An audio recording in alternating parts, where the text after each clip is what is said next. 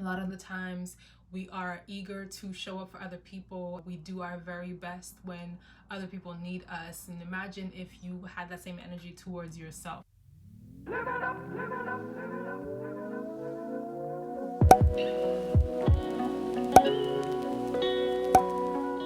Hello, hello, hello. Ego Diana here. Welcome back to EGO Initiative, where we practice self-care on a daily basis, but especially on Sunday. I just want to do a vlog style Sunday routine type situation, but I actually only shot halfway through and I just really needed a me day, so I cut it short and I decided to actually spend the day just, having my me day.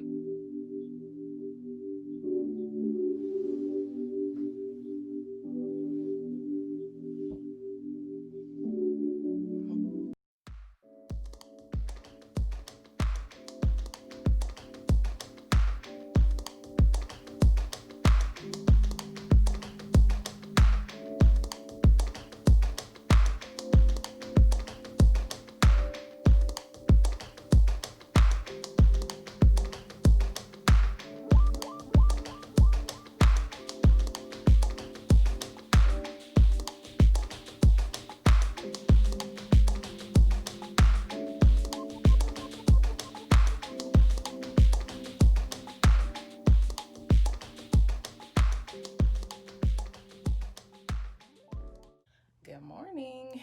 It is, hey Google, what time is it? It's 8:50 a.m. I am now transitioning into waking up a little bit earlier, which is still sleeping in for me because I wake up between 5:30 to 7:30 is like the latest I'll wake up during the weekday, and I've only pushed it to 7:30 during quarantine because I was going to bed much later, just working through my cutoff time for work. So I'm just adjusting all of my schedules to what works for me and what's coming up for me and how I'm showing up for other people in the spaces that I'm holding. And that is really what is beautiful about being able to be organized and have a schedule, is that you can adjust where necessary and you can be flexible with your schedule. Having a schedule doesn't mean that you have to always be strict with it, but it's a good overview of what is coming up so that you know where you need to shift and pivot. It's much easier. I'm gonna let that bus pass. It's much easier for you to shift and pivot when you already have a system going, and that's what I love about planning and being organized in that way. So we're just gonna go through my day. It's just gonna be an easy Sunday, to be honest. I will just show you some things that I haven't shown you in my morning routine before. So on Sundays, I usually kind of clean up a little bit, just in the mornings in general. When I wake up, I tidy up my space, and then I will show you my Sunday breakfast, which is pretty extravagant. My little brunch situation, something that I've loved doing since I was a kid.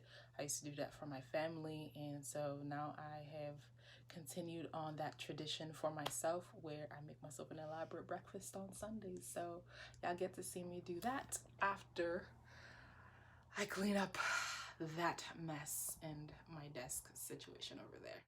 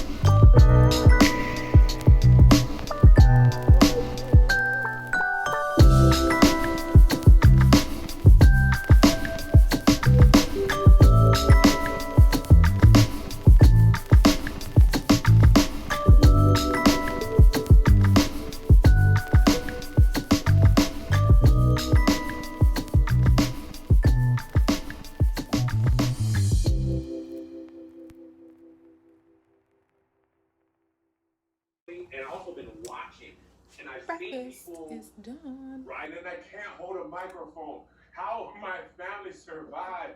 And then, at the time I'm thinking, I'm just like, I'm out of here.